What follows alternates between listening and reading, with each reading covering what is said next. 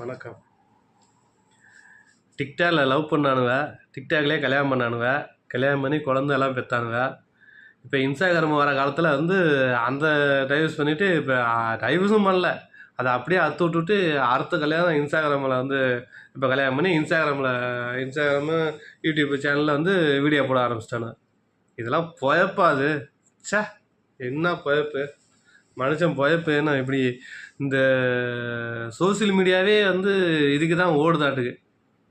எனக்கெல்லாம் பார்த்தா எரிச்சல் வருது.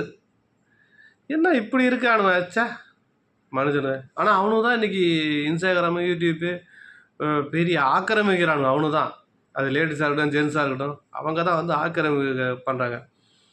ஒரு ஒரு ஒரு கல்யாணம் பண்ணாங்கன்னா 2 வருஷம் 3 வருஷம், அதிகபட்சம் 3 வருஷம், அவ்வளோதான். அடுத்த மேரேஜுக்கு ரெடி ஆகிடுறாங்க. இதெல்லாம் என்ன பொழப்பு?